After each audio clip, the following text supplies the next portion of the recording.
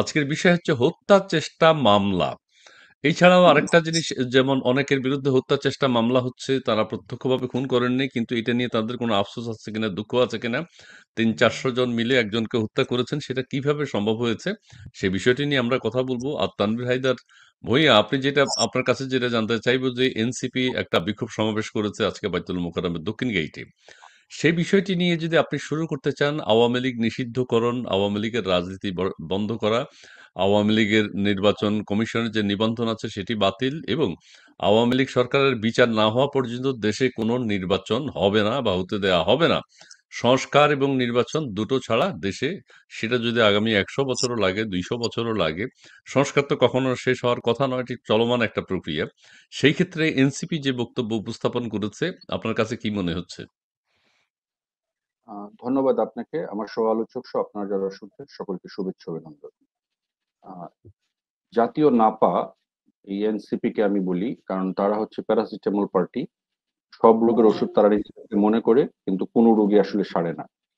Just জি। সাময়িক হয়তো ব্যথা নিরসন করে। এবং বাংলাদেশে 5ই আগস্ট যে জঙ্গি হামলাটি সংঘটিত হয়েছিল, যে জঙ্গি হামলার মাধ্যমে এ দেশকে, জাতিকে ভুল বুঝিয়ে বাংলাদেশকে আজকের এই বিভীষিকাময় পরিস্থিতিতে ঠেলে দেওয়া হয়েছিল, তখন যে মানুষগুলো এর পেছনে কাজ করেছে, প্যারাসিটামল গ্রুপের কমিটি লোকজনরাই তৈরি করেছে জাতীয় নাপা নামক এই দলটি। তাদের কথায় আওয়ামী লীগ নিষিদ্ধ হবে, বা তাদের কথায় আওয়ামী লীগ দেশ ছেড়ে চলে যাবে? আওয়ামী লীগ কি কলা গাছ? টান দিলাম, মুচড়ে ভেঙে ছিঁড়ে ফেলে দিলাম? এটা তো, যে দেশের জন্ম যে রাজনৈতিক দলটির হাতে, যে দেশের সাথে একটি দলের রক্ত লেগে আছে, হাজার হাজার লাখ লাখ নেতা কর্মীর রক্তের উপর দাঁড়িয়ে যে দেশটি নির্মিত হয়েছিল, সে দেশের নাম বাংলাদেশ। আর এই বাংলাদেশ নামক রাষ্ট্রটি যাদের হাতে জন্ম হয়েছিল, সে দলটির নাম বাংলাদেশ আওয়ামী লীগ। তো সুতরাং এই কতিপয় রাস্তার টোকাই, শিশু, নাবালক, ছিন্নমূল বস্তির ছেলেরা সভা সমাবেশ করবে, করে আওয়ামী লীগকে নিষিদ্ধ করবে, আর এক নেতা এক পার্টি কিছু আছে বাংলাদেশে, তারা বলবে আর আওয়ামী লীগ নিষিদ্ধ হয়ে যাবে। করে দেখাক। না, কিন্তু আওয়ামী ছাত্রলীগকে তো নিষিদ্ধ করেছে। ছাত্রলীগকে নিষিদ্ধ হয়েছে? আমি জিজ্ঞাসা করতে চাই, ছাত্রলীগকে বাংলাদেশে, সারা বাংলাদেশে জয় বাংলার স্লোগান তুলেনি? সারা বাংলাদেশে ছাত্রলীগকে মুক্তিযুদ্ধের জয় বাংলা স্লোগানটি ছড়িয়ে দেয়নি নিষিদ্ধের পরে? নিজেদের জীবন দিয়েও তারা জয় বাংলা স্লোগান সারা বাংলাদেশে ছড়িয়ে দিয়েছে। তো আপনি যাদের ধমনীতে, রক্তে, শিরায়, মস্তিষ্কে 71, মুক্তিযুদ্ধ, বঙ্গবন্ধু, বাংলাদেশ মিশ্রিত আছে, তাদেরকে আপনারা কি করে উপড়ে ফেলবেন, উগড়ে ফেলবেন? তাদের শিকড় তো শুধু গভীরে না, যাদের শিকড় হচ্ছে এই মাটির নাম বাংলাদেশ হওয়ার আগে সে শিকড়ের জন্ম, সুতরাং ওই শিকড়কে উপড়ে ফেলা যায় না। এবং আজকে এই জাতীয় নাপা, আপনারা জানেন, পয়লা বৈশাখে তারা একটা অনুষ্ঠান করেছিল, যে অনুষ্ঠানে তাদের শ্রোতা ছিলেন তারা এবং সাংবাদিকরা, যেখানে কেউ আসেননি।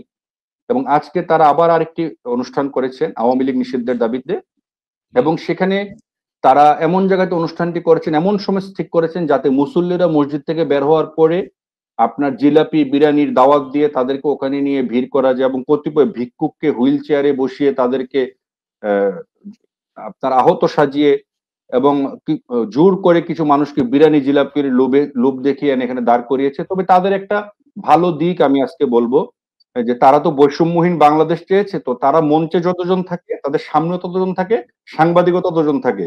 তো এখন তারা ধরেন মঞ্চে 100 থাকলে সামনে 100, সাংবাদিকও 100, এই হলো তাদের জনসংখ্যা, এবং এই হচ্ছে তাদের রাজনৈতিক ক্যারেক্টারিস্টিক।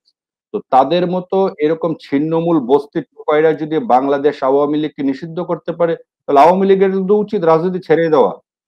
আওয়ামী লীগের উচিত হবে রাজনীতি ছেড়ে দেওয়া, কারণ এইসব টোকাইদের কথায় যদি আওয়ামী লীগ ভয় পেয়ে যায় বা আওয়ামী লীগ নিষিদ্ধ হয়ে যায়, তা আমি মনে করবো যে আওয়ামী লীগের উচিত যে ভাই, আমরা তো ভয় পাইছি তোমাদের এই হুমকি তুমকিতে, আমরা আসলে অফ যাই বাংলাদেশ থেকে। তো আমি মনে করি প্রফেসর ইউনূস এবং তার এই সাঙ্গপাঙ্গরা বাংলাদেশকে আজকে যে অবস্থাতে নিয়ে গিয়েছে, এটা হচ্ছে কি জানেন, জি। বাংলাদেশকে অস্থিতিশীল তারা নানা করছে।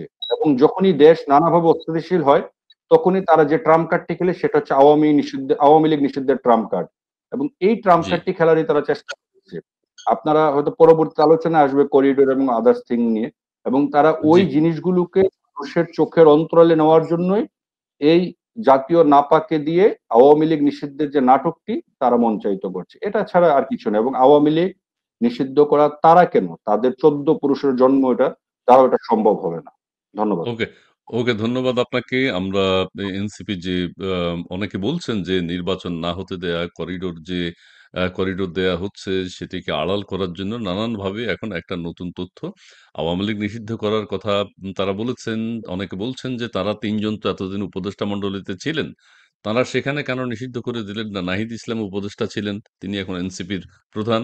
আর সজীব ভূঁইয়া তিনি আছেন উপদেষ্টা মণ্ডলীতে, তাদের মাস্টার মাইন্ড আছেন মাহফুজ আলম সেখানে। তারা ৩ জন সেখানে উদ্যোগ নিয়ে আওয়ামী লীগকে তখনই তারা নিষিদ্ধ করতে পারতেন। এখন কেন একটা আ উম জনগণের মধ্যে একটা হতাশা অথবা অশান্তি অথবা বিশৃঙ্খলা সৃষ্টির চেষ্টা করা হচ্ছে, সেটা অনেকে নাখোশ হয়েছেন। আচ্ছা, রোকেয়া প্রাচী আপনার কাছে এখন আসবো। আপনার এনসিপির ব্যাপারে আপনার কিছু যদি বলার থাকে সেটি বলবেন। প্লাস প্রিয় দর্শক, আপনারা যেটা জানেন যে অনেকগুলো মামলা হচ্ছে হত্যাকাণ্ডের ব্যাপারে। একেকটা খুনের জন্য ৩ থেকে ৪০০ জনকে মামলার আসামি করা হচ্ছে। এখন শিল্পীদের মধ্যে অনেকের একটা রোকেয়া প্রাচীও ওই তালিকায় আছেন। আপনার বিরুদ্ধে কয়টা মামলা হয়েছে সেটিও বলবেন। এবং দুঃখজনক ব্যাপার হচ্ছে যে শিল্পী অনেকে জানিয়েছেন যে তাদের বিরুদ্ধে হত্যার চেষ্টা মামলা হয়েছে, কিন্তু হত্যার মামলা হয়নি। এই নিয়ে তাদের একটা আফসোস আছে যে সরাসরি খুন করাটা যদি হতো, আর ৩-৪০০ জন মানুষ কিভাবে একত্রিত হয়েছেন, একজনকে হত্যার চেষ্টা করেছেন, হত্যা করতে পেরেছেন কিনা, সেই বিষয়টি নিয়ে বেশ মামলা হচ্ছে। ৩-৪০০ জন একেকজনের হত্যাকাণ্ডের জন্য আসামি হচ্ছেন। রোকেয়া প্রাচী আপা অনেকগুলো মামলার আসামি। আপনি কয়টি মামলার আসামি হয়েছেন এবং আপনার প্রতিক্রিয়া যদি একটু জানাতে চান, প্লিজ। জি, ধন্যবাদ আপনাকে। আপনার সাথে এই মুহূর্তে আমাদের সাথে যারা যুক্ত আছেন তাদেরকেও ধন্যবাদ জানাই, এবং আমাদের সহ আলোচক যিনি আছেন তানভীর হায়দার ভূঁইয়া, আপনাকেও। আহ আসলে মামলা বিষয় যদি বলতে হয় তাহলে অনেকগুলো পয়েন্ট আসে। একটা হচ্ছে বাংলাদেশ কিন্তু ওয়ার্ল্ড রেকর্ড করতে যাচ্ছে। কেমন? এটা আপনাকে মানে মাথায় রাখতে হবে। এই ধরনের একটি হত্যা বা হত্যা চেষ্টার মামলা এতজন আসামি, এবং আহ, সেই হিসেব করলে মানে এই কয়েক মাসের মধ্যে যে সংখ্যক আসামি চিহ্নিত করা হচ্ছে বা মামলা দেয়া হচ্ছে, সেই সংখ্যাটা আমার মনে হয় পৃথিবীতে বিরল। তো সেই জায়গা থেকে মামলার বিষয়ে আমরা মনে হয় একটা আন্তর্জাতিক রেকর্ড করতে যাচ্ছি, এবং সেটা আচ্ছা, আচ্ছা। আমাদের এই সময়ের মাস্টার মাইন্ড দখলবাজদের একটা বড় সাফল্য। আর আমার তো এই পর্যন্ত 4টা-5টা হয়ে গেছে, তো আরো হবে ইনশাল্লাহ আপনাদের দোয়া যদি থাকে।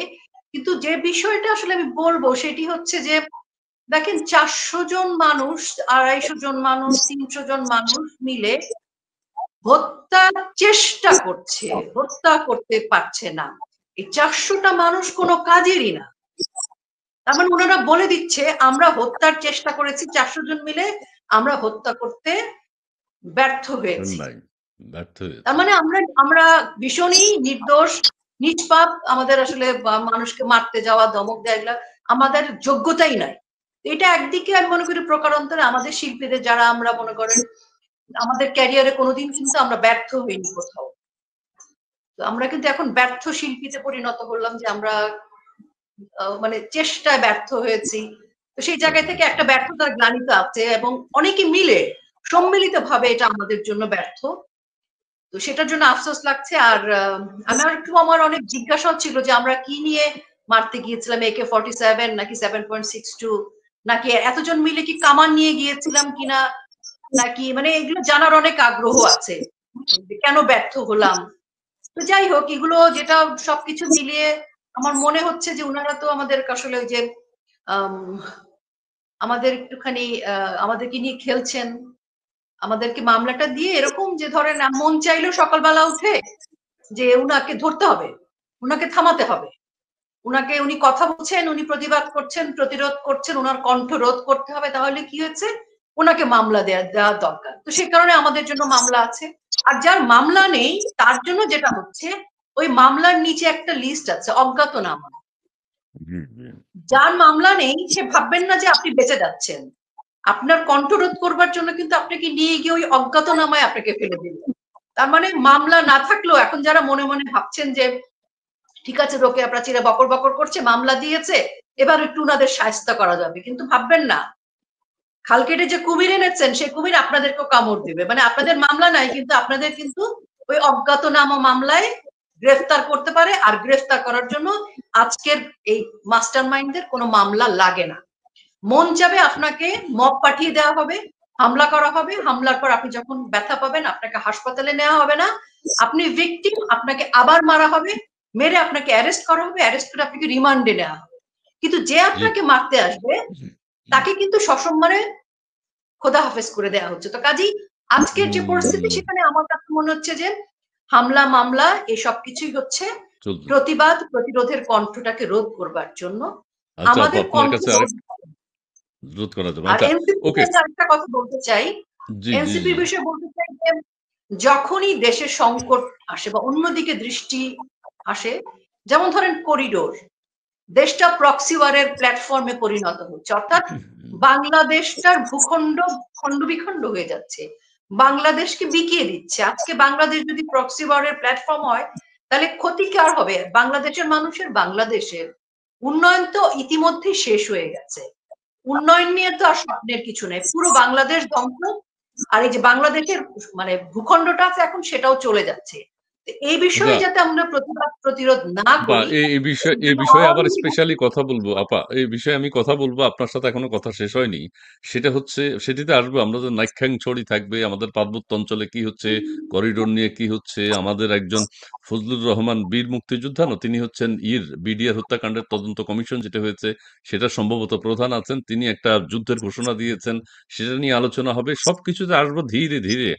এখন যেটা আপনার কাছে জানতে চাই, আপনারা এই 300-400 জন যে হত্যার চেষ্টা করেছেন সেটা কিভাবে কোথায় সংগঠিত হয়েছেন, আর একসাথে আপনারা 4-5 জায়গায় খুন করার চেষ্টা করেছেন, সেইটা কিভাবে একদিনে সম্ভব করেছেন, এটা যদি একটু বলেন। এই এটা কৃতকার্যটা তো আপনাদেরকে আমাকে দেয়া এখন হচ্ছে। থেকে আপনার এটা বিরুদ্ধে যেহেতু 5টা আসলে মামলা, আমি শেষ করে ফেলি, আপনার বিরুদ্ধে যেহেতু 5টা মামলা, সেহেতু আপনারা এই 300-400 জন একসাথে কোথায় কোথায় গিয়ে হত্যার চেষ্টা করেছিলেন একটু বলেন। আমরা আসলে সবাই অনলাইনে চেষ্টা করেছি। অনলাইন থেকে অন ওই যে জি আপনি কিন্তু অনলাইনে বসে যে কার্টুন খেলা যায়, জি জি অনলাইনে কার্টুন খেলা যায়, কার্টুন তো অনেক গোলাগুলি করতে পারে। তো আমরা সবাই অনলাইনে, এছাড়াও তো আমি 400 জনের একসাথে, তো একজন ব্যক্তিকে হত্যা করতে গেলে তো আমরা 400 জনই তো ট্রাফিক জ্যাম করে ফেলবো। এক জায়গায় যেতে হবে তো তো সেই জন্য আমার মনে হচ্ছে যে দেশের বাইরেও ছিলেন অনেকে, দেশের বাইরে যেমন কানাডা থেকে, ইউএসএ থেকে, অনেকে অস্ট্রেলিয়া আছে, এরকম বিভিন্ন দেশের থেকে, এবং বাংলাদেশে আমরা মানে সমস্ত নেতা কর্মীরা সকলে মিলে যার যার ফেসবুক থেকে ওই গেমস এর মধ্যে গিয়ে আমরা আসলে এই গেমস এর মাধ্যমে আমরা আসলে হত্যার চেষ্টা করেছিলাম, এজন্য আমরা ব্যর্থ হয়েছি। না কিন্তু এখানে একটা হ্যাঁ কথা আছে, এই কথা হচ্ছে যে এই গেমস এর মধ্যে মানে পুরো জিনিসটাই তো খেলা খেলা তামাশা হয়ে গেছে। কিন্তু দুঃখজনক বিষয় হচ্ছে কি, জিনিসটা যেহেতু আমরা এখন মজা করে বলছি কিন্তু এর একটা খারাপ দিক আছে। ধরেন এরকম অনেকের নামে মামলা হয়েছে যাদের ছোট বোন আছে, ভাই আছে, স্কুলে পড়ে, কলেজে পড়ে, বা কোথাও চাকরি করে, তার মা হয়তো কোথাও জব করেন, তার বাবা কোথাও জব করেন। এই যে মানুষগুলোর সামাজিক ভাবে তারা যে আজকে যেখানেই যাচ্ছে সেখানে মব বাহিনীর দ্বারা কিন্তু তারা হেয় প্রতিপন্ন হচ্ছে। আপনি হত্যা চেষ্টা মামলা দিয়ে আমাকে থামালেন, কিন্তু আমার ভাই বোন আত্মীয় স্বজন তো আছে। এরকম আমাদের অনেক শিল্পীর কিন্তু ব্যক্তিগত জীবন আছে, সামাজিক জীবন আছে। এই পারিবারিক সামাজিক ব্যক্তিগত জীবনটা কিন্তু হুমকির মুখে পড়ে গেছে, আমাদের শিল্পীরা কোথাও যেতে পারছে না। একটা শিল্পীর আপনি মানে সম্ভ্রমের কথা চিন্তা করেন, আমাকে এটা বলতেই হবে, তাদেরকে এখন এই সমস্ত হত্যা চেষ্টার মামলার বিপরীতে তাদেরকে যে সকল হুমকি দেয়া হয়, সেই হুমকিটা কিন্তু ভীষণ মারাত্মক। যেই শিল্পীরা যদি ধরেন কোথাও শুটিং করতে বা কোথাও যায়, বা তার বোন বা তার ভাই, এদের জীবন বিপন্ন হয়ে গেছে, এখন এই যে পরিবারের সদস্যদের নিরাপত্তা কে দিবে? আজকে ধরেন যে শিল্পীরা, এরা তো, আমি ব্যক্তিগতভাবে তো সবাইকে চিনি, এরা কেউ মানুষকে হত্যার চেষ্টা তো অনেক পরের কথা। একটা বিড়াল, এরা সবাই বিড়াল পালে, কারো কারো ডগি আছে, এরা তো মানে এই টাইপের আহ্লাদি টাইপের আর্টিস্ট, এরা তো শৌখিন আর্টিস্ট, এরা মানুষের সাথে কোনদিন রাস্তায় নেমে জঙ্গি মিছিলও করেনি। তো সেই মানুষটাকে শুধুমাত্র আওয়ামী লীগকে সমর্থন করবার জন্য বা আওয়ামী লীগের হওয়ার জন্য আজকে মিথ্যা প্রহসনের মামলাটা দেয়া হয়েছে। তো এই যে এভাবে মানুষকে হেয় প্রতিপন্ন করা পারিবারিক ভাবে, এখন যে জি যাদের নামে মামলা হয়েছে এদের পরিবারের কেউ যদি কোথাও আক্রান্ত হয়, কেউ যদি কোথাও অসম্মানিত হয়, কাউকে যদি তুলে নিয়ে যায়, এসব কথা কিন্তু মুখে আসতেছে। তো জি আমার কাছে জি এই দায়ভার তখন কে নিবে? জি, জি। ওকে, ইয়ং বেঙ্গল প্রিয় দর্শক আপনারা যারা যুক্ত হয়েছেন আপনারা প্লিজ লাইভটি একটু শেয়ার করে দেবেন এবং দেশ-বিদেশ থেকে অনেকেই আমাদের সাথে যুক্ত হয়েছেন। রুমি, আমার একটা প্রশ্ন, দেশের মানুষ আর কতদিন চুপ থাকবে? ধন্যবাদ আপনাকে। আমাদের সাথে অনেকেই যুক্ত হয়েছেন, প্রশ্ন করছেন, মতামত জানাচ্ছেন। সেটি আমরা একটু কয়েকজনের একটু পড়ে শোনাই। রুমিকে ধন্যবাদ। মুন্না, রুমি আপু এবার গেলে, হ্যাঁ, নেক্সট হচ্ছে ইয়াং বেঙ্গল। তিনি বলছেন, এইসব আর ভালো লাগছে না। রাজপথ দখল কবে হবে? পিঠ দেয়ালে ঠেকে গেছে। ধন্যবাদ ইয়াং বেঙ্গল আপনাকে। স্পেয়ার লাইফ ইউনুস যা করলো তার উত্তর তার সাঙ্গপাঙ্গ সহ তাকেই দিতে হবে। ধন্যবাদ আপনাকে। স্পেয়ার লাইফ আকরাম হোসাইন, বর্তমান পরিস্থিতিতে বাংলাদেশের পরিচিতি এত খারাপ, সাধারণ মানুষ একটি নিরাপদ বোধ করছে না। জি, ধন্যবাদ আপনাকে। এরপরে রয়েছেন, আরো আছেন ডক্টরস ডেইলি। যাদের গুম করেছে মাতা হাসিনা, ওদের বাবা ও ভাই বোন ছিল না। ধন্যবাদ আপনাকে। যাদের গুম করেছে মাতা হাসিনা, ওদের বাবা ভাই বোন ছিল না। আচ্ছা, বুঝি নেই। বিগত সরকারের কথা মনে হয় এটা বলা হচ্ছে। আমি দেন অল্প কথা একটু বলি। জি এটা একটা প্রোপাগান্ডা যে বঙ্গবন্ধু কন্যার সময় গুম হয়েছে, এ হয়েছে। এই যে কথাগুলো বলছে, এই কথাগুলো ৯ মাসে কেন এখনকার যারা আছেন প্রমাণ করতে পারলেন না? কেন প্রমাণ করছেন না? এখন তো তারাই আছেন সব জায়গায়। এই মিথ্যা প্রোপাগান্ডাটা ছড়ানো হয়েছে এবং এটা কিছু উনাদের সমর্থক আছে। তোতা পাখির মতো ওই একই কথা বারবার বলছেন, আয়নাঘর গুম করা। এ যাদেরকে গুম করা হয়েছে, সেই আয়নাঘরের নাটক আমরা দেখেছি। তো আজকে সেগুলোর প্রমাণ কেন সামনে আনতে পারছে না? আজকে কেন সাগর রুনির বিচার করতে পারছে না? আজকে কোনো কিছু তারা বের করছে না। আমরা তো আচ্ছা, নেই। ডিজিটাল নিরাপত্তা আইন কি বাতিল হয়েছে? ডিজিটাল সিকিউরিটি অ্যাক্ট, ওটা কি? এটা বাতিল হয়নি, অন্য কিছু হয়েছে। অন্য নামে হয়েছে। আচ্ছা এখন তো আচ্ছা আচ্ছা, ঠিক আছে। ডিজিটাল নিরাপত্তা আইন লাগবে না। উপদেষ্টা যদি বলেন চুপ, তাহলে চুপ। উপদেষ্টা জি কলকাঠি নাড়বেন, চ্যানেল বন্ধ হয়ে যাবে, নিউজ বন্ধ হয়ে যাবে। আমরা তো দেখলাম দীপ্ত টিভির কথা। আমরা তো ৩ জি জন সাংবাদিককে দেখলাম চাকরি চলে যেতে। কারণ মোস্তাফা সরোয়ার ফারুকীকে তিনি একটা যৌক্তিক প্রশ্ন করেছিলেন। সেই যৌক্তিক প্রশ্ন করার কারণে তাদের চাকরি চলে গেল এবং সেই চাকরি চলে যাওয়ার জন্য মোস্তফা সরোয়ার ফারুকীর যারা সাঙ্গপাঙ্গ তারা ফেসবুকে থ্রেড করেছে যে যদি চ্যানেলের ব্যবস্থা নেওয়া না হয়, ৩ জন সাংবাদিককে চিহ্নিত করা হলো, চাকরিচ্যুত করা না হয়, তাহলে ওই ওই চ্যানেলের দিকে তারা মার্চ করে সম্মিলিতভাবে যাবে। মানে ওই চ্যানেল ঘেরাও করবে। এটা খুবই আপা, একটা কথা বলে রাখি আমি, তানভীর হায়দার কাছে এখনই আসবো। সেটি হচ্ছে গণমাধ্যমের স্বাধীনতার সূচকে বাংলাদেশ ১৬ ধাপ কিন্তু এগিয়ে গেছে। তো কথা বলবেন, সাবধানে বলবেন। এটা হচ্ছে বিশ্ব সংবাদ মাধ্যমের স্বাধীনতার সূচকে বাংলাদেশ ১৬ ধাপ এগিয়ে গেছে। যাই হোক, প্রিয় দর্শক, আপনারা আপনাদের কথাগুলো বলছেন, আমরা সেটা সুমন এসসিএস তিনি বলছেন, বাংলাদেশ কি বিক্রি হয়ে গেছে? হ্যাঁ, সেটি আমরা কথা বলবো। তানভীর হায়দার, আপনার কাছে আসি। আপনি কথাটা তুলেছেন। প্রথম কথা হচ্ছে রোকেয়া প্রাচী আপা যে হত্যা চেষ্টার মামলার কথা বললেন, এ ব্যাপারে আপনার কোনো কথা আছে কিনা? দ্বিতীয়ত হইলো, আপনি ওই যে ইয়ের কথাটা তুলছেন, আমাদের করিডোর খুব ইম্পোর্টেন্ট বাংলাদেশের জন্য। সেই বিষয়ে আপনার মন্তব্য কি? করিডোর দেওয়াটা কি আমাদের জন্য ভালো? রাস্তাঘাট কেউ বলছেন যে এই করিডোর দিয়ে রাখাইনে আরো যত রোহিঙ্গা আছে তারা বাংলাদেশে গাড়িতে করে, এসি গাড়িতে করে আসবে, সেই সুযোগ তৈরি হচ্ছে। এবং এইটা নিয়ে একটা দ্বন্দ্ব তৈরি হয়েছে আমাদের নাইক্ষ্যংছড়িতে। আরাকান আর্মিদেরকে দেখা যাচ্ছে, বলা হচ্ছে, আমরা সোশ্যাল মিডিয়ায় দেখতে পাচ্ছি। সেই বিষয়গুলো নিয়ে আপনার মন্তব্য যদি একটু জানান আমাদেরকে। আমাদের দর্শকরাও অনেকে সেই প্রশ্নগুলো করেছেন। জি, প্লিজ।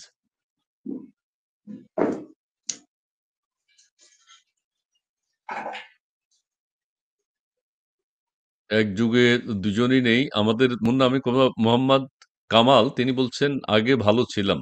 ধন্যবাদ আপনাকে।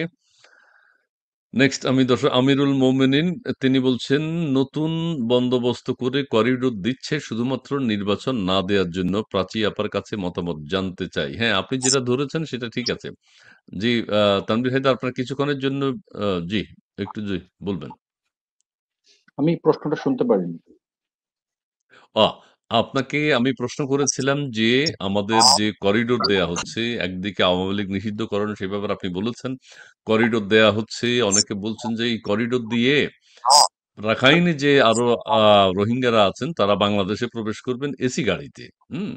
আর আমাদের প্রফেসর ডক্টর মোহাম্মদ ইউনূসের বন্ধু গুতেরেস মহোদয় যে কথাটি বলে গেছেন যে রোহিঙ্গারা তারা ফেরত যাবে, এটি আদৌ কোনোদিন সম্ভব কিনা সেটি একটা। আরেকটি হচ্ছে নাইক্ষ্যংছড়িতে নাকি আরাকান আর্মি ঘুরে বেড়াচ্ছে, সেটি বাংলাদেশের স্বাধীনতা সার্বভৌমত্ব কোথায় আছে? আসলে পার্বত্য চট্টগ্রাম কি আমাদের দখলে আছে কিনা সেই বিষয়টি নিয়ে আপনার কোনো ভাবনা আছে কিনা একটু বলবেন?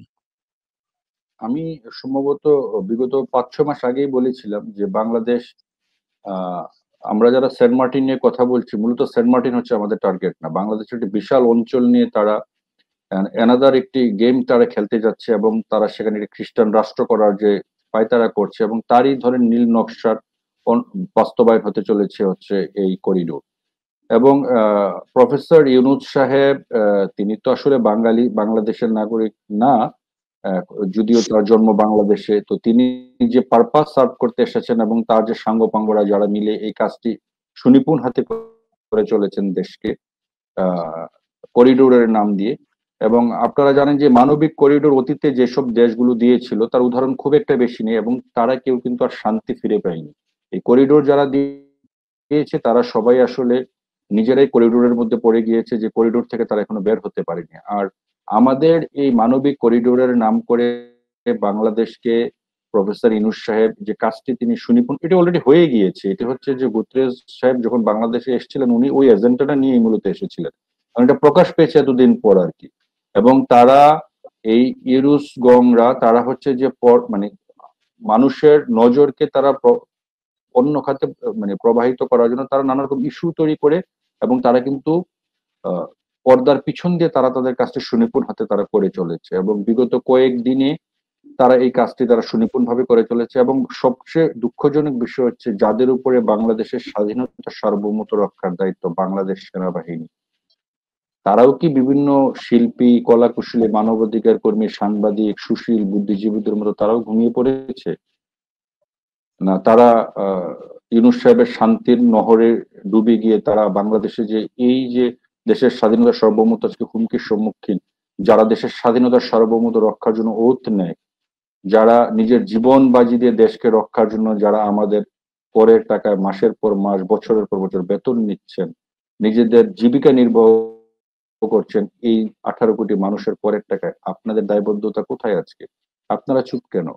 এই প্রশ্নগুলো এখন এসেছে। নাক্ষকছড়িতে দেখেন আজকে ওরা প্রকাশ্য অস্ত্র নিয়ে ঘুরে বেড়াচ্ছে। আপনারা বিভিন্ন চ্যানেলে দেখতে পাবেন, ইউটিউব চ্যানেলে কল্যাণে রামু ক্যান্টনমেন্টে অলরেডি নিষেধাজ্ঞা জারি করা হয়েছে। সেখানে কোনো অফিসাররা বাইরে যেতে পারছে না, তারা নানা রকমের বিধিনিষেধের আলোকে পড়েছে রামু ক্যান্টনমেন্ট। এবং এই মানবিক করিডোরের জন্য প্রফেসর ইউনূস সাহেব যেমন উনি রোজার মাসে আপনার অ্যান্টনিও গুতেরেস সাহেবকে রোজা রাখিয়েছেন, পাঞ্জাবি পরিয়েছেন, নামাজটা শুধু বাকি ছিল, সেটা হয়তো পড়ালে জাতি বুঝতে পারতো, নামাজটাও পড়াতে পারতেন, নামাজটা শুধু পড়াননি। তাছাড়া যা যা করার সব নাটক মঞ্চস্থ করে এবং উনি ঘোষণা দিয়েছিলেন যে আগামী বছর তারা মাতৃভূমিতে ঈদ পালন করবে। তো এই খুশিতে ঠেলায় ধাক্কায় রোহিঙ্গারা চিন্তা করছে যেহেতু আগামী বছর ওই দেশে আমাদের দেশে আমরা ঈদ করতে পারবো, তো কুরবানি ঈদটা ইউনূস সাহেবের সাথে করার জন্য তারা আবার অতিরিক্ত প্রায় 1.5-2 লক্ষ লোক চলে এসেছে, যেহেতু কুরবানিটা ইউনূস সাহেবের সাথে করে আমরা আগামী বছর একসাথে গিয়ে ঈদ করবো। এই ধরনের নাটক বাংলাদেশে, গুজব, মিথ্যা, এগুলো আর কতদিন? আর এখানে সবচেয়ে মানে আমার কাছে মানে দৃষ্টিকটু মনে হচ্ছে কি, বাংলাদেশে যে অন্যান্য রাজনৈতিক দল আছে, যে রাজনৈতিক দল নেতারা আছে, তাদের অবস্থান হিরো আলমের চেয়েও খারাপ। অ্যাটলিস্ট হিরো আলম প্রতিবাদ করেছে ফেসবুকে স্ট্যাটাস দিয়ে যে বাংলাদেশের ভেতর দিয়ে করিডোর মানি না। এবং এদের অবস্থান এতটাই নগণ্য, এরাদেরকে রাজনৈতিক নেতা বলতে আমার এখন লজ্জা বোধ হয়। এরা কি রাজনৈতিক নেতা না রাজনৈতিক হিজড়া, সেটাই আমি এখন বুঝতে পারছি না।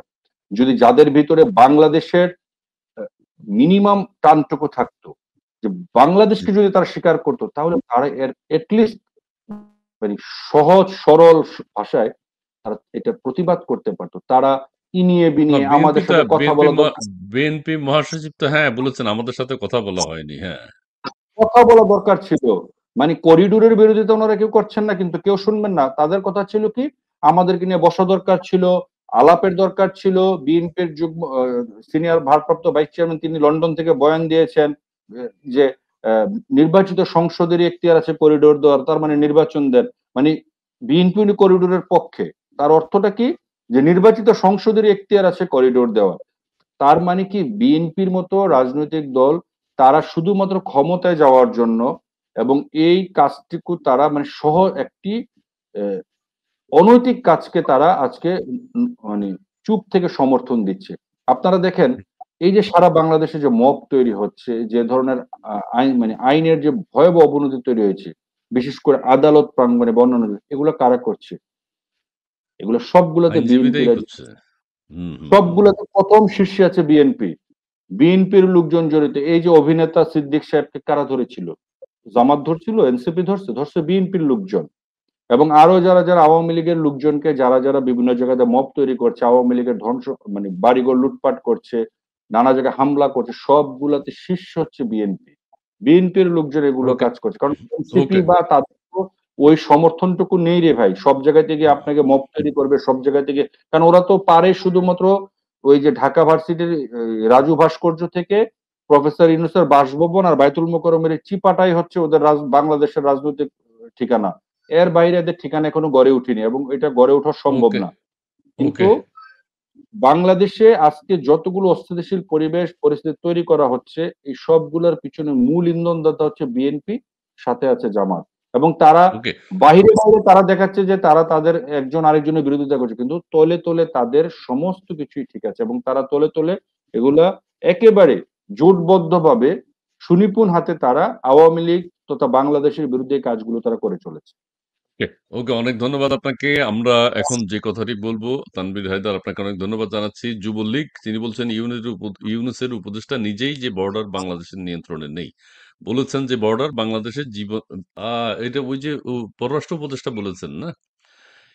যুবলীগ তিনি বলছেন ইউনূসের উপদেষ্টা নিজেই বলেছেন যে বর্ডার বাংলাদেশের নিয়ন্ত্রণে নেই। এ দুঃখজনক ঘটনা। এটা কি বলে?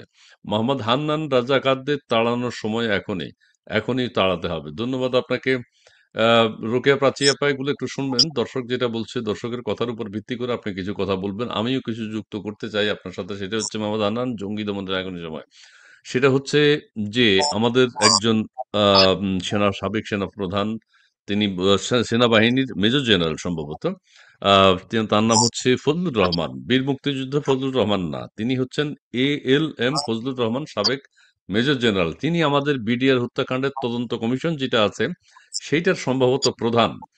এবং এইরকম একজন মানুষ কিভাবে তদন্ত কমিশনের প্রধান হলেন, এরকম একজন মানুষ কিভাবে এই ধরনের কথা বলতে পারেন, খুবই চমৎকার বলেছেন তিনি। বাংলাদেশের মানচিত্র নতুন হয়ে যাবে। তিনি বলছেন ভারত যদি পাকিস্তান আক্রমণ করে তাহলে বাংলাদেশের উচিত সেভেন সিস্টার আক্রমণ করা, অথবা সেভেন সিস্টার গ্রহণ করা, অথবা সেভেন সিস্টার দখল করা।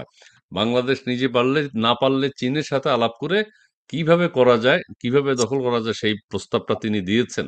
এই প্রস্তাবটা একজন সাবেক মেজর জেনারেল, ওনারা সেনাবাহিনীতে কিভাবে ছিলেন, সেনাবাহিনীতে কিভাবে কি মেধার ভিত্তিতে কাজ করেছেন, বিডিআর এর কি তদন্ত করবেন, তার মন্তব্য যদি এইরকম হয়, আপনি যদি একটু শেয়ার করেন জি প্লিজ।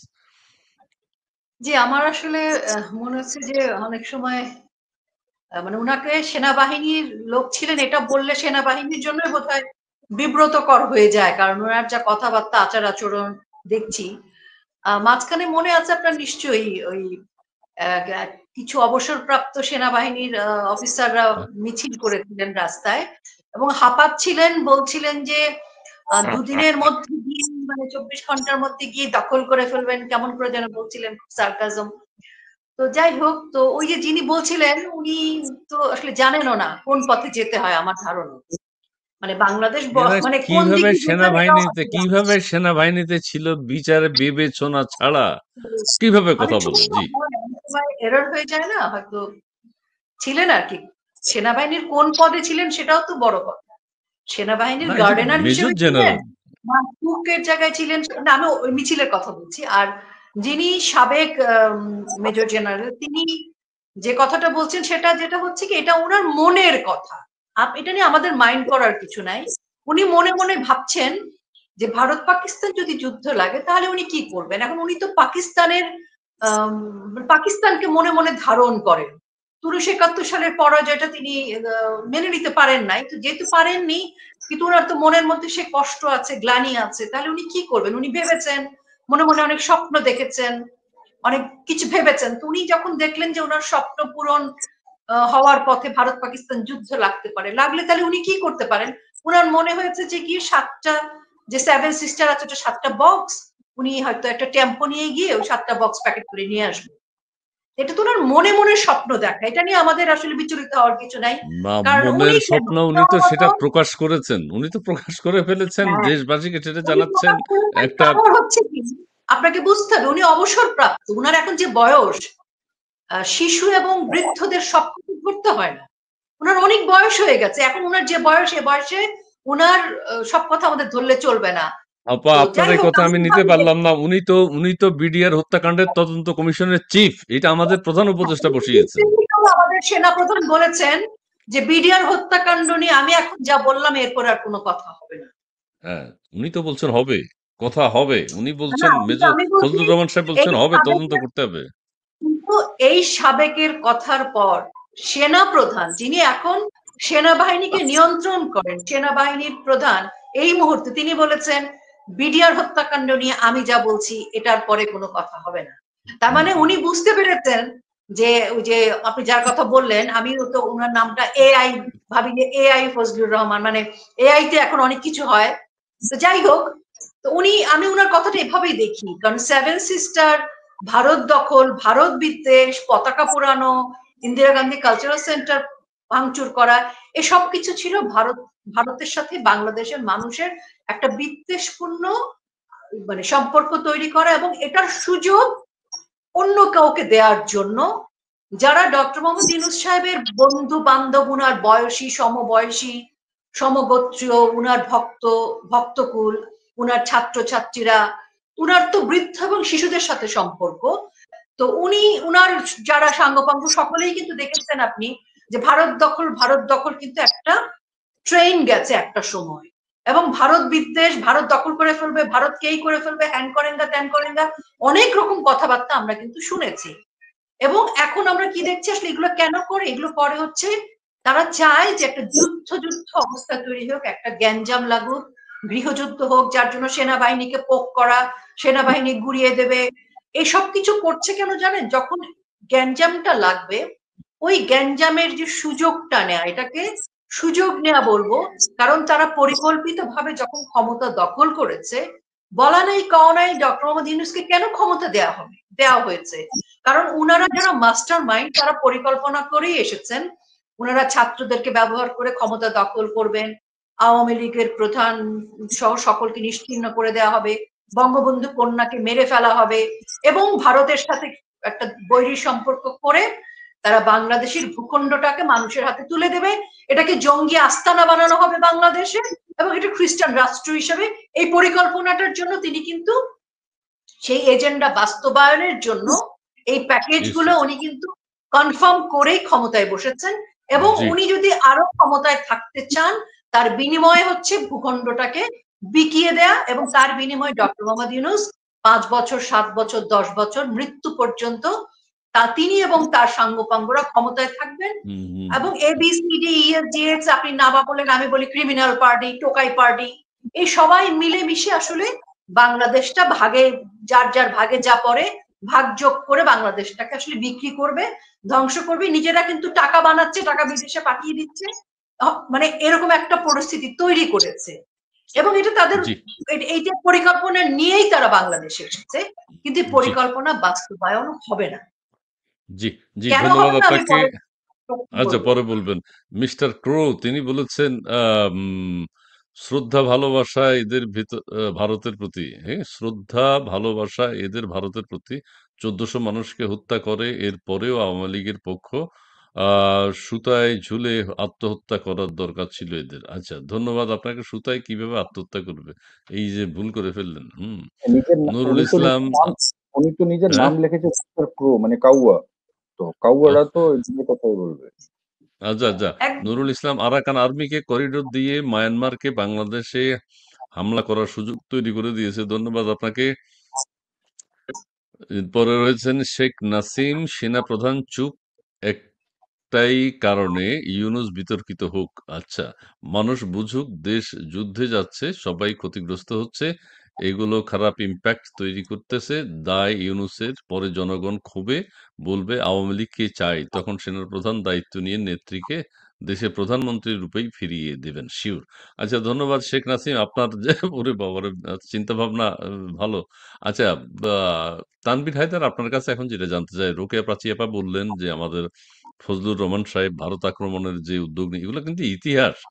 ভারত আক্রমণের উদ্যোগ নিচ্ছেন। আমাদের সরকার থেকে আবার বলা হয়েছে এটা তার ব্যক্তিগত বক্তব্য। আচ্ছা, ব্যক্তিগত বক্তব্য বলে এই ভদ্রলোককে কেন আবার ওই তদন্ত কমিশনের চেয়ারম্যান করে রাখলো? এক। দ্বিতীয় কথা হচ্ছে, কেউ বলছেন যে আমাদের মাননীয় প্রধান উপদেষ্টা যে এজেন্ডা নিয়ে এসছেন, আপনি একবার বক্তব্যে বলেছেন উনি বাংলাদেশের নাগরিক নন।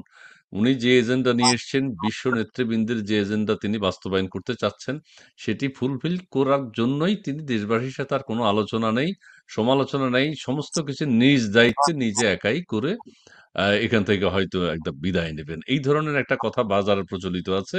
দেশবাসীর মতামতকে কোনো প্রকার তোয়াক্কা তিনি করছেন না। করিডোর নিয়ে, ওই সেভেন সিস্টার নিয়ে, যে কথাগুলো বলছেন, বাংলাদেশকে ক্ষতিগ্রস্ত করা হচ্ছে তার এসব আচার-আচরণ। আপনার কাছে কি মনে হচ্ছে?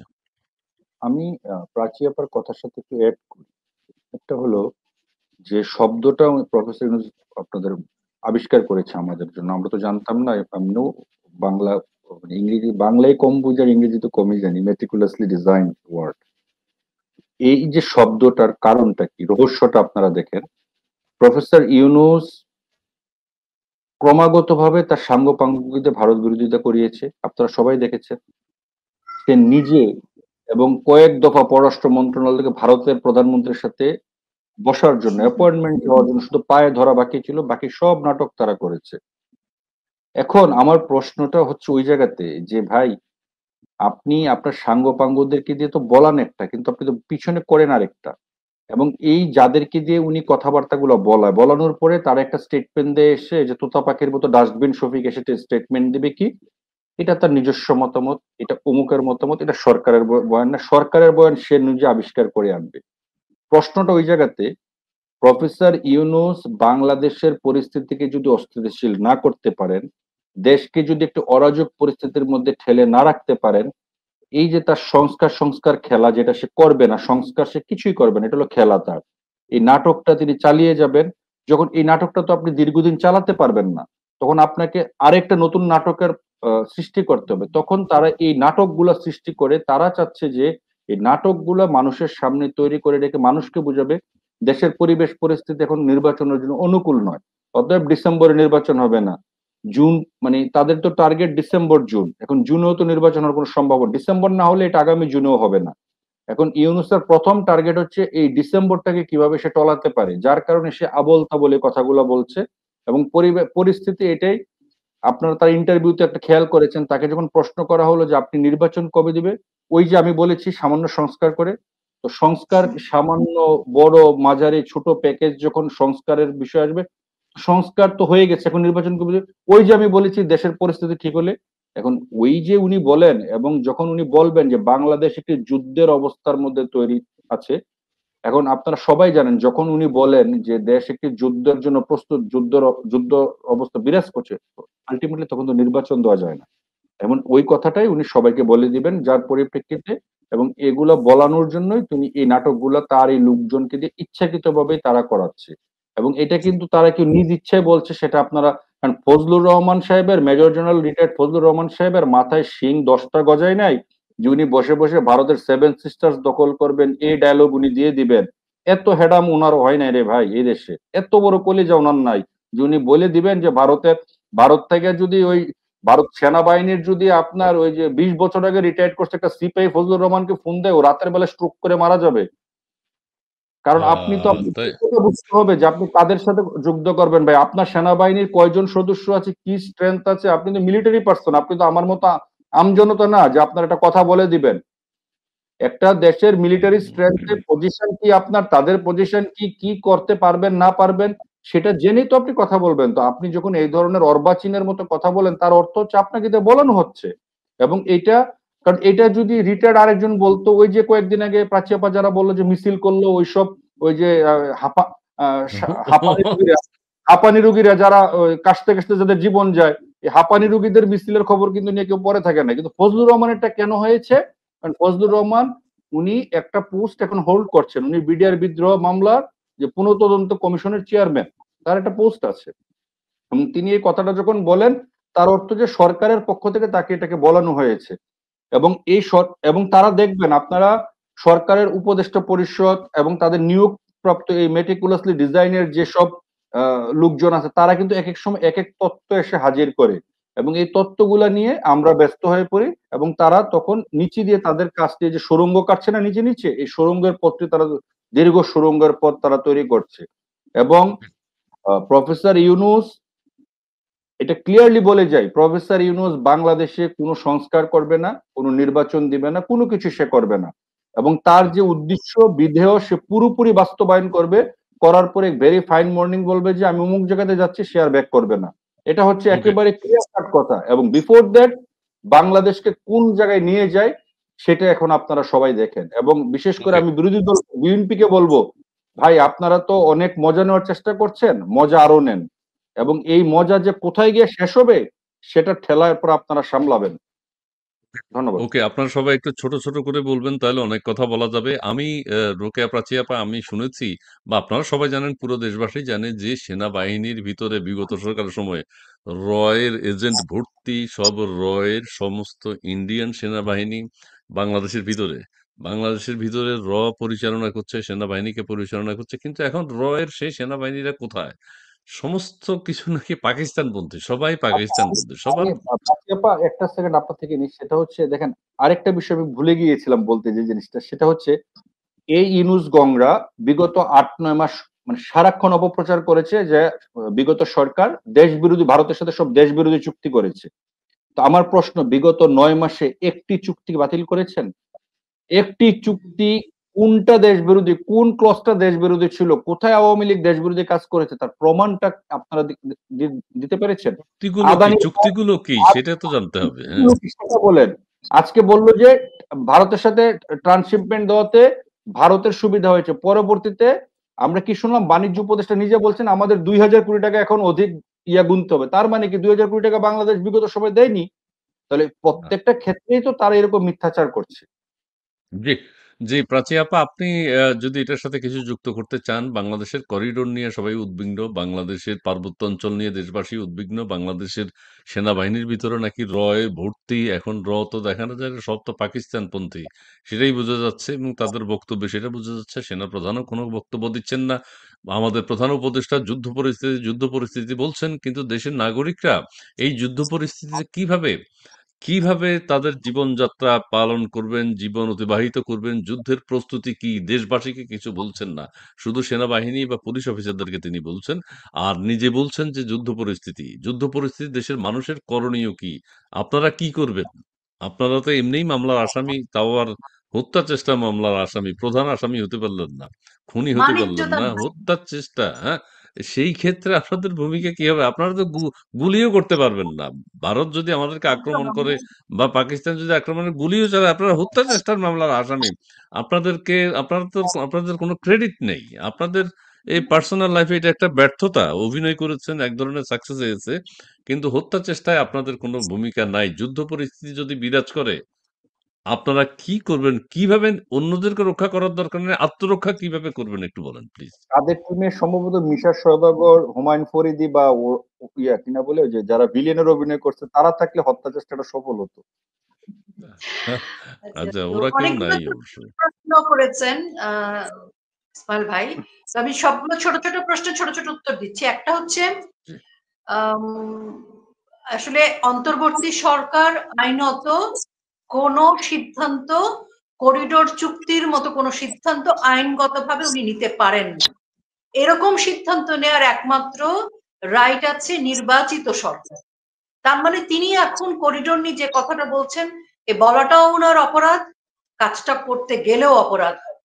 আর উনি যে সবাইকে বলছেন যে যুদ্ধের মধ্যে প্রস্তুতি নিতে হবে, এর মানে হচ্ছে তিনি আমাদের মাথার মধ্যে আগেই বলে দিলেন যে একটা যুদ্ধ পরিস্থিতি হবে, দেশের ক্ষয়ক্ষতি হতে পারে, আমাদের প্রস্তুতি থাকার কথা তো আমি বলেছিলাম। তার মানে তিনি আমাদের নার্ভ টেস্ট করছেন।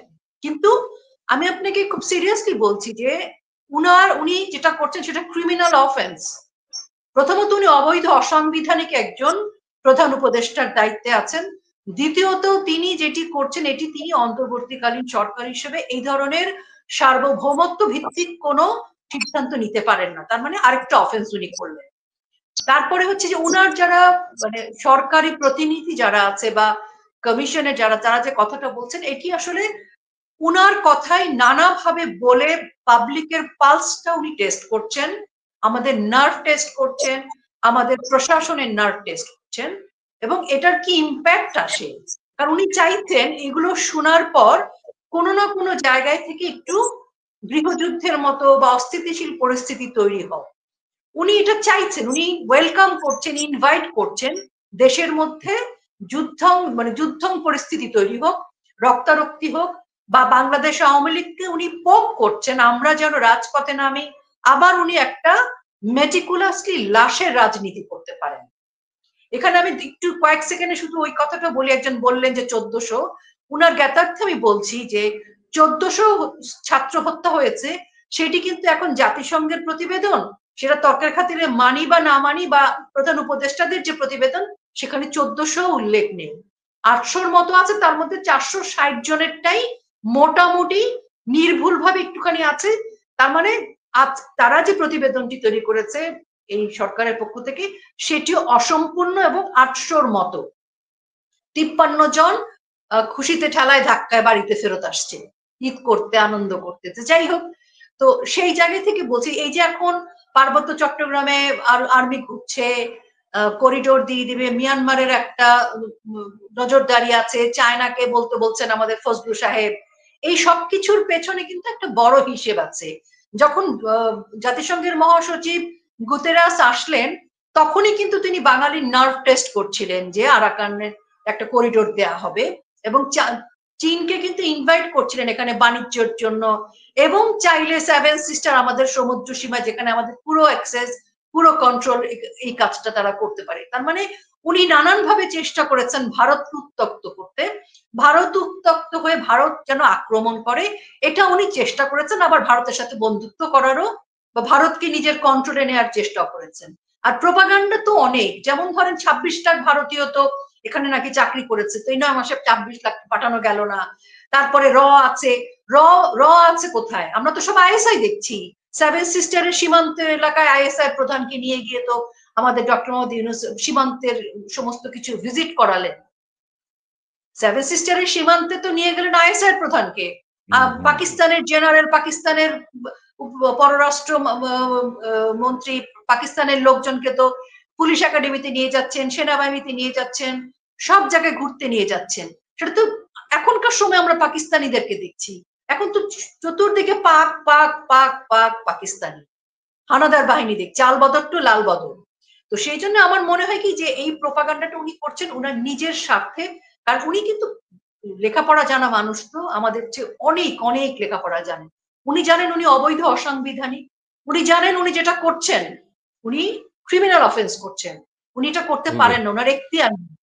কিন্তু ওকে যাতে এগুলো নিয়ে আমরা কথা বলতে না পারি এই জন্য আশেপাশে অনেক নয়েজ ক্রিয়েট করছেন। ওকে ওকে আপা, আপনাকে ধন্যবাদ। তবে আপনি যাই বলেন না কেন আমার কাছে বা অনেকের কাছে ডক্টর মোহাম্মদ ইউনূসকে একজন সত্যবাদী, ন্যায়পরায়ণ মানুষ মনে হচ্ছে। কারণ তিনি শুরু থেকেই সত্য কথা বলে দিয়েছেন, নিজে ম্যাটিকুলাস ডিজাইন, বাংলাদেশের রিসেট বাটন, যুদ্ধ পরিস্থিতি, এগুলো কিন্তু সত্য কথা। এখানে যুদ্ধ যদি লেগে যায় আপনি বলবেন যে প্রধান উপদেষ্টা তো বলে নাই। তিনি তো বলে দিচ্ছেন যুদ্ধ পরিস্থিতি, তিনি আইএস প্রধানকে নিয়ে আসছেন, তিনি বহু কিছু করছেন তিনি। আচ্ছা, তানভীর হায়দার, আমার অনেক কথা আছে, আমি মাঝখানে আরেক কথা বলিনি। আমাদের একজন দর্শক কমেন্টস করেছেন যে মোস্তফা সরোয়ার ফারুকী এবং তিশাকে নিয়ে কিছু বলেন। আমি সবকিছু তো সবাই জানেন, ফারুকী সাহেব অনেক ভূমিকা রাখতেছেন, গুরুত্বপূর্ণ ভূমিকা, এবং তিশার ব্যাপারে তিনি বলেছেন যে এটা তিশার ব্যক্তিগত ব্যাপার। এখন তিশার ব্যক্তিগত ব্যাপার হলো আরফিন রুমি, নুসরাত ফারিয়া, ওদের বিরুদ্ধে মামলা টামলা হচ্ছে, এবং ফারুকী সাহেব নাকি, আমরা গোপন সূত্রে খবর পেলাম, তিশার বিরুদ্ধে উনি নাকি নিজেই মামলা করবেন এবং মামলার প্রস্তুতি নিচ্ছেন। যে বেগম মুজিবের চরিত্রে তিশা কিভাবে ফারুকী সাহেবকে না জানিয়ে অভিনয় করলো, এবং সেই অভিনয়ের খেসারত এখন তিশাকে দিতে হবে। তার বিরুদ্ধে মামলার প্রস্তুতি চলছে। যারা আমাদের দর্শক প্রশ্ন করেছেন, আমি কথাটা আপনাদেরকে জানিয়ে দিলাম, ১। আর দ্বিতীয় কথা হচ্ছে, তানভীর হায়দার, আপনি একটু বলবেন, ধরেন ভারতের যিনি গোয়েন্দা প্রধান আছেন, তাকে যদি শেখ হাসিনা নিয়ে আসতো, বাংলাদেশের বর্ডার-টর্ডার দেখাতো, ১, তাহলে বাংলাদেশের মানুষের প্রতিক্রিয়া কি হতো? ১। দ্বিতীয়ত হইল, যদি শেখ হাসিনা সরকার বাংলাদেশের করিডোর দিয়ে দিত কোনো দেশকে, ভারতকে যদি কোনো একটা করিডোর দিত, বা ওই আরাকানকে এখন যেভাবে দেয়া হয়েছে, তাহলে বাংলাদেশের মানুষের প্রতিক্রিয়া কি হতো? আরেকটা কি বলছিলাম, শেখ হাসিনা যদি বারবার চেষ্টা করত যে নরেন্দ্র মোদীর সাথে দেখা করতেই হবে যেভাবে হোক, বিমস্টে থেকে যাওয়ার আগে, বা বিমস্টেকে সাইড লাইনে বসবে, তাহলে দেশের মানুষের প্রতিক্রিয়া কি হতো একটু যদি বলেন। এই জিনিসটা হচ্ছে যে ওনার তো এগুলো করার দরকার ছিল না, খালি ভা শব্দটা উচ্চারণ করলেই হতো, মানে ভারত পুরো বলা দরকার ছিল না, ভয়কার এই ভা গেল গেল বললেই। গেল গেল গেল গেল গেল গেল গেল, হ্যাঁ, এটা বলতো। হ্যাঁ, মানে এটা, এই যে বাংলাদেশে হচ্ছে যে এখন একটা ট্রেন, মানে এটা হচ্ছে যে ভারত বিরোধিতা করা একটা বাংলাদেশের একটা কিছু মানুষের একটা রাজনৈতিক এজেন্ডা, এবং তারা মনে করে এটা দিলে কিছু পপুলিস্ট পপুলার হওয়া যায়, কিছু মানুষজন তাদের পক্ষে আসবে। এছাড়া এটার আর কোনো কারণ আছে বলে আমরা মনে করি না, কারণ দিন শেষে সবাই নাক কান চোখ বন্ধ করে ভারত, প্রথমে বাংলাদেশে টিভিটা অন করেই আপনার হিন্দি চ্যানেল দিয়ে, এখন দেখবেন আইপিএল হচ্ছে, সবাই বসে বসে আইপিএল দেখছে। ঠিক আছে, তো এই নাটক বাংলাদেশে চলবে। ওই যে রিজভী সাহেব কখনো শাড়ি পরে, কখনো বউয়ের শাল পরে, কখনো নিজের লুঙ্গি পরবে কিনা, কবে পরবে সেটার অপেক্ষায় আছে। লুঙ্গি ভারত থেকে আসে নাই বিধায় পড়তে পারছে না, তো যেহেতু ভারতের বাংলাদেশে লুঙ্গি এত লুঙ্গি পরছে, হয়তো জনপ্রিয়, এটা হ্যাঁ। পরে খুলে নিজের লুঙ্গি পরে যে এটাও ভারতীয় লুঙ্গি জ্বালিয়ে দিলাম, ওই অপেক্ষায় আছে জাতি। হুম, দেখেন, হুম, প্রশ্নটা অন্য জায়গায়। প্রশ্নটা হচ্ছে প্রফেসর ইউনূস এবং তার এই লোকজন যারা বাংলাদেশটাকে আজকে দখল করেছে 5ই আগস্টে জঙ্গি হামলার মাধ্যমে, আজকে তাদের কাছে যারা বিভিন্ন আবদার নিয়ে যাচ্ছেন, এই যে বিভিন্ন রাজনৈতিক দলগুলো, আমি বিভিন্ন রাজনৈতিক দলগুলোর কেন আবদার নিয়ে যাচ্ছেন ইউনূস সাহেবের কাছে, আর ইউনূস সাহেব তাদের আবদারই বা কেন শুনবেন, সেটাই আমার আসলে মাথায় ঢুকছে না। কারণ যিনি হাজার কোটি টাকা খরচ করে, এত পরিমাণ বিনিয়োগ করে একটি বৈধ সরকারকে উৎখাত করেছেন বিদেশি ষড়যন্ত্রের মাধ্যমে, এবং রাষ্ট্রীয় কিছু ও দেশদ্রোহীদের দ্বারা এই কাজটি তিনি সংগঠিত করেছেন। তাদের হাত, মানে এই ক্ষমতাটুকু কি উনি অন্য দলের হাতে দেওয়ার জন্য? অন্তত আমার ক্ষুদ্র মস্তিষ্কে এই জিনিসটুকু ধরে না। এখন অন্যান্য রাজনৈতিক দল যারা আছেন তাদেরকে আমি ইউনূস সাহেবকে অনুরোধ করব কি জানেন? ওই যে ছোটবেলায় যখন বাচ্চারা বিভিন্নভাবে নানা ধরনের বায়না ধরতো বাবা-মার কাছে, বা কান্নাকাটি করতো, বাবা-মা কাজ করতে পারতেন, তখন আমাদের এখানে চুষ্নি ছিল। তো আমরা বাচ্চার মুখে চুষ্নি দিয়ে দিতাম যে, "তুমি ওটা চুষো, চিৎকার চেঁচামেচি করো না।" এখন ইউনূস সাহেবের উচিত এই রাজনৈতিক দলের সব নেতাকে একদিন দাওয়াত দিয়ে সুন্দর করে ভরপেট খাইয়ে একটা করে চুষ্নি দিয়ে দেওয়া যে, "তোমরা এটা এখন চুষো।" কারণ রাজনীতিতে বাংলাদেশে কোনো রাজনৈতিক নেতা বা আপনার ওই ধরনের কোনো রাজনৈতিক দল আমার দৃষ্টিতে এই মুহূর্তে নেই যারা বাংলাদেশকে রক্ষা করতে পারবে। কারণ তাদের ওই বাংলাদেশ নিয়ে তাদের আসলে কোনো টেনশন নেই, বা জি, সাধারণ মানুষ ওই রাজনৈতিক দলগুলোর প্রতি কোনো আস্থাও নেই। তা আমি জি, মনে করি এই রাজনৈতিক দল যারা বাংলাদেশে আছে, তাদের হাতে বাংলাদেশ নিরাপদ না, এবং এটা হতে পারে না, এবং এটা পরীক্ষিত যে বাংলাদেশ যতবার বিপদে পড়েছে, বাংলাদেশের ত্রাণকর্তা বাংলাদেশ আওয়ামী লীগ ছিল। যতবার রাইট, বাংলাদেশ পথ হারিয়েছে, ততবার বাংলাদেশ আওয়ামী লীগ বাংলাদেশকে সঠিক পথে ফিরিয়ে এনেছে, এবং আমরা বিশ্বাস করি আগামীতেও এই সমস্ত অন্ধকারের অবসান হবে, নতুন সূর্যোদয় হবে, এবং বাংলাদেশের মানুষের জন্য 5ই আগস্ট একটি শিক্ষা ছিল। এই শিক্ষা শত্রু মিত্র চিনার শিক্ষা ছিল। এই শিক্ষাটা হলো ওকে। বাংলাদেশ কারা, বাংলাদেশ বিরোধী কারা, এই বিষয়টি নিষ্পত্তি হওয়া দরকার ছিল। স্বাধীনতার 54 বছরেও ওইটা আমরা হয়ে যে গেছে, ওইটা হয়ে গেছে। সেটা নিষ্পত্তি হয়েছে। এখন জি, আমরা অপেক্ষায় আছি একটি মুহূর্তের জন্য। সে মুহূর্তটি কবে আসবে, এবং জাতি অধীর আগ্রহে সেই মুহূর্তটির জন্য অপেক্ষা করছে। এবং ধন্যবাদ। আপনারা সবাই শান্ত থাকুন, অপেক্ষা করুন। এদেশের মানুষ আবারও এ দেশকে রক্ষার জন্য আওয়ামী লীগের নেতৃত্বেই রাজপথে এগিয়ে আসবে। আচ্ছা, ধন্যবাদ আমি আপনাকে। একটু আমি অল্প আরেকটু কথা কথা আবার যুক্ত করতে বলবেন, চাই। বলবেন। সেটা হচ্ছে, অনেকে বলছেন, কেউ বলছেন আমাকে যে, "ভাইরে, প্রফেসর ডক্টর মোহাম্মদ ইউনূস সাহেব কিন্তু ক্ষমতা চান। উনি কিন্তু দীর্ঘদিন চেষ্টা করেছেন বাংলাদেশ ক্ষমতায় আসার জন্য।" আরেকটা হচ্ছে যে, উনি যখন গ্রামীণ ব্যাংকের এমডি ছিলেন, গ্রামীণ ব্যাংক তো ওনার না, উনি নিজেই বলছেন যে আমি ব্যাংকের মালিক না, ব্যাংকের মালিক হচ্ছে জনগণ। ও যে তো ব্যাংকের মালিক, কিন্তু তো ওনার 70 বছর 75 বছর বয়সে ওনাকে যখন অর্থাৎ 60 বছর পরে ওনাকে যখন গ্রামীণ ব্যাংকের এমডি থেকে সরানো হলো, উনি এটা ভীষণ মাইন্ড করছেন। উনি ক্ষমতা চান, উনি এমডি হিসেবে থাকতে চান আমৃত্যু। চেয়েছিলেন কিন্তু পারেন না বিধায় দেশের আজকে এই অবস্থা। এক। দ্বিতীয় কথা হইলো, যত শত চেষ্টা করে উনি এখন ক্ষমতায় এসছেন। সো উনি, আপনারা মনে করেন না যে নির্বাচন দিয়ে আবার সরে যাবে, এত সোজা না। উনি দীর্ঘদিন ক্ষমতায় থাকবেন, আজীবন 50 বছরও যদি উনি বেঁচে থাকেন, সেই 50 বছর উনি ক্ষমতায় থাকবেন। থাকবেন। তিনি নির্বাচন অথবা দেশের আর কিছু যা চান আপনারা, এগুলো তিনি করবেন না। তিনি ক্ষমতা চান, তিনি ক্ষমতা পাকাপোক্ত করেছেন এবং যে এজেন্ডা নিয়ে তিনি এসছেন, সেই এজেন্ডাগুলো করিডোর দেয়া, পার্বত্য চট্টগ্রাম দেয়া, এগুলো সব তিনি বাস্তবায়ন করে ছাড়বেন। যে আমাদেরকে এখন সেগুলো দেখতে হবে। আপনি কি বলতে চান বলুন? আমি আসলে আগের প্রশ্নটা একটু যুক্ত করতে চাই, সেটা হচ্ছে দেখেন এই যে বঙ্গবন্ধু কন্যা শেখ হাসিনা কিন্তু খুব স্পষ্ট করে বলেছেন যে আমি বঙ্গবন্ধুর কন্যা। আমাকেও প্রস্তাব দেওয়া হয়েছে যে একটি খ্রিস্টান রাষ্ট্র করা হবে, আরাকানের জন্য করিডোর দেওয়া হবে। এই সকল প্রস্তাব কিন্তু ওনার কাছে এসেছিল এবং আমাদের আমাদের সমুদ্র সীমায় যে গ্যাসের বাল্ব নেওয়া, আরো অনেক কিছু। তিনি কিন্তু বিদেশি কোনো প্রস্তাব বাংলাদেশের ভূখণ্ডের জন্য, সার্বভৌমত্বের জন্য যেটি হুমকি স্বরূপ বা বাংলাদেশকে বিকিয়ে দেয়া বিদেশি রাষ্ট্রের কাছে, বাংলাদেশে জঙ্গিদের অভয়ারণ্য করা, তিনি কিন্তু এই চোখ রাঙানোকে উপেক্ষা করেছিলেন। উনি কিন্তু চোখে চোখ রেখে শির দ্বারা খাড়া করে তিনি কিন্তু জবাব দিয়েছিলেন। তিনি পদ্মা সেতু দেশের মানুষের টাকায় বানিয়েছিলেন এবং দেশকে কিন্তু উন্নয়নের দিকে নিয়েছেন। উনি যদি আপোষ করতেন, আজকে কিন্তু তিনি ক্ষমতায় থাকতেন। তিনি আপোষ করেননি, দেশের প্রশ্নে তিনি দেশকে বিকিয়ে দেননি। সেই কারণে 5ই আগস্ট ঘটেছে এবং ডক্টর মোহাম্মদ ইউনূস সাহেব গ্রামীণ ব্যাংকের কেউ না, কিন্তু গ্রামীণ ব্যাংকের কত শত হাজার কোটি তিনি বিদেশে নিয়ে গেছেন, পদ তো ছাড়তে চাননি।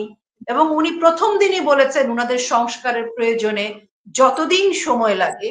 আর যে দেশ বিকিয়ে দেওয়ার শর্তে ক্ষমতা এসেছেন, কিংস পার্টি করে তো একবার তিনি ব্যর্থ হয়েছিলেন, কিন্তু তিনি ব্যর্থ হতে চান না, তিনি আজীবন থাকতে চান এবং ক্ষমতায় থাকা অবস্থাতেই তিনি হয়তো শেষ জীবন পার করতে চান। তো উনার স্বপ্ন জি, জি, স্বপ্নই আমার মনে হয় যে জনগণ উনার স্বপ্ন পূরণ করবে না, জি। বাংলাদেশের মানুষ বাংলাদেশের পক্ষেই উম, থাকবে। উনি উনি উনি নিজেই ওনার স্বপ্ন পূরণ করবে, আপনাদের দরকার নেই। উনি ওনার নিজের স্বপ্ন নিজেই পূরণ করবেন। এবং আরেকটি কথা হচ্ছে যে, শেষ করে দেবো এখন। সেটি হচ্ছে যে, কি বলতে চাইছিলাম যে ভুলে গেছি, এত কথার ফাঁকে আরে, মজার কথা ছিল ভুলে গেছি। যাক, বাদ দেন। অনেক কেউ বলছেন যে হ্যাঁ, পৃথিবীতে এখন এরকম রাষ্ট্রনায়ক কিন্তু পৃথিবীতে নেই, এত বয়স্ক মানুষ। আমাদের ডক্টর মোহাম্মদ ইউনূস আছেন একমাত্র, শুধু ফিলিস্তিনের প্রেসিডেন্ট, সম্ভবত 90-91 বছর বয়স। আর আমাদের ডক্টর মোহাম্মদ ইউনূস হচ্ছেন তিনি, এই সময় ওনার রিটায়ারমেন্টে যাওয়ার কথা। আরেকজন বলল যে ভাই, উনি তো রিটায়ারমেন্টের পরে ক্ষমতায় এসছেন। সো এখন তিনি বাকি জীবন উনি এই ক্ষমতা দখল করেই থাকবেন। 87 বছর বয়স এখন ওনার চলছে। বাকি জীবন উনি রাষ্ট্র ক্ষমতায় আসবেন। উনি তো এতদিন ক্ষমতায় আসেননি। এখন পুরো জীবন উনি ক্ষমতায় থাকতে চান। আপনারা যারা যুক্ত হয়েছেন, আপনাদের সবাইকে অনেক ধন্যবাদ জানিয়ে দাদা আজকের মতো শেষ করছি। দর্শক মন্ডলী, আপনাদেরকেও ধন্যবাদ। আমরা দেখি 1 ঘন্টার মধ্যে শেষ করতে পারি না। শেষ, শেষ। তানভীর ভাই আরেকদিন কথা হবে, রোকেয়া প্রাচী আপা আরেকদিন কথা হবে। সবাইকে অনেক ধন্যবাদ জানিয়ে আজকের মতো এখানে শেষ করছি ডায়ালগ ফর ডেমোক্রেসি। ধন্যবাদ। খোদা হাফেজ। শুভরাত্রি। ধন্যবাদ।